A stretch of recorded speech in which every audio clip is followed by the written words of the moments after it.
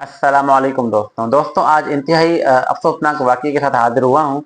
सरगोदा में एक ऐसा वाक़या पेश आया है जिसने हम इंसानों को शर्मिंदा कर दिया है। ये अपनी नौइयत का कोई पहला वाक़या नहीं है और इस तरह इस नौइयत के कई वाक़यात पहले रूनुमा हो चुके हैं। मैं उनका ज़िक्र नहीं करूँगा क्योंकि किसी के ज़ख्मों को ताज़ा करना नहीं चाहिए।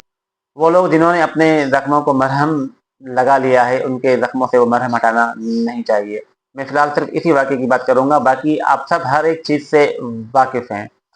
अ, एक ऐसा वाक़या जिसने इंसान की इंसानियत पर सवालात उठा दिए हैं। ऐसे वाक़यात दिन ब दिन बढ़ते जा रहे हैं। आए दिन कहीं न कहीं से ऐसी खबर आती है और हम इंसानों के ये अमल देखकर शैतान की शैतानियत भी शर्मिंदा होती होगी।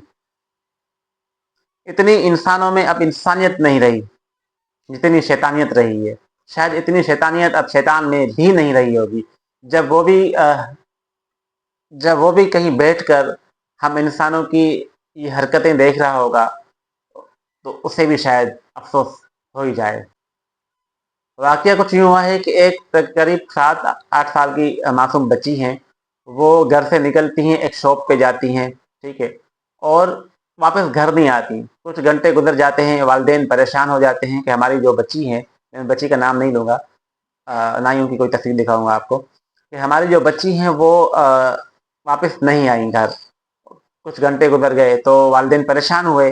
वालिदैन ने तलाश शुरू की। काफ़ी तलाश करने के बाद जब उस बच्ची की कोई इत्तला ना मिली तो पुलिस को भी इत्तला दी गई। फिर जो खबर सामने आई उसने इन हर उस शख्स को जिसके अंदर ज़रा बराबर भी इंसानियत बाकी होगी उसे ज़रूर जोड़ा होगा। खबर यह थी कि एक दुकान के एक स्टोर के अंदर से उस बच्ची की लाश मिलती है। एक मासूम बच्ची जो दुकान पर निकलती है, ठीक है, वो फिर वापस घर नहीं आती और फिर जब वो मिलती है तो वो जिंदा हालत में नहीं होती, एक लाश की सूरत में वो मिलती है।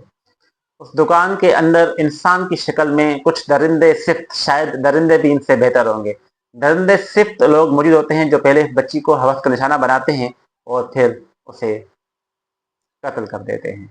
अफसोस की अफसोस की बात है कि इस तरह के वाक़यात दिन ब दिन बढ़ते जा रहे हैं। आए रोज़ आपको इस तरह की इत्तलात और इस तरह की वीडियो, इस तरह की बातें आपको पहुँच रही होंगी कि फ़िलाँ जगह पर कुछ दरिंदों ने किसी की अस्मत जो है वो उजाड़ दी। किसी की अस्मत उजाड़ने के बाद उसे कत्ल कर दिया, किसी मासूम को कुचल दिया। ये कोई आज की बात नहीं है, कोई नई बात नहीं है, लेकिन अफ़सोस की बात है, शर्मिंदगी की बात है, सोचने की बात है कि हम बतौर एक मुआशरा किस सिमत में जा रहे हैं। बतौर एक इंसान हम किस सिमत में जा रहे हैं। आया हम में इंसानियत भी रही है या नहीं रही। इस पूरे वाक़ये से हमें एक सबक भी मिलता है और सबक ये मिलता है कि आपने अपने बच्चों की खुद हिफाजत करनी है। उन्हें अकेले दुकान पर मत भेजें, उन्हें अकेले बाहर मत भेजें, चाहे वो लड़की है या लड़का है, चाहे आपकी बच्ची है, आपका बच्चा है, ठीक है? उन्हें आप अकेले शॉप पर ना भेजें, बल्कि कहीं भी ना भेजें। जब भी भेजें तो खुद उनके साथ जाएँ, स्कूल ले जाएँ, स्कूल से ले आएँ, ठीक है? ताकि आपके बच्चे ऐसे दरिंदों से महफूज़ रहें। ऐसे दरिंदों से आपने अपने बच्चों को खुद महफूज रखना है। हर एक शक की निगाह में आता है, हर एक, चाहे वो कितना ही काबिल एतमाद आदमी क्यों ना हो, चाहे वो कितना ही काबिल एतमाद भरोसेमंद शख्स क्यों ना हो, आपने किसी पर भरोसा नहीं करना अपने बच्चों के मामले में। आप चाहते हैं कि आपके बच्चे ऐसे दरिंदों से, ऐसे हवस के पुजारियों से महफूज रहें, तो ये इकदाम आपको खुद करने पड़ेंगे। आपको खुद अपनी मसरूफियात में से टाइम निकालना पड़ेगा। बहुत ही ज़रूरी है, इंतहाई ज़रूरी है। मैं आपको एक बार फिर बताऊंगा कि अपनी नौइयत का कोई पहला वाक़या नहीं है।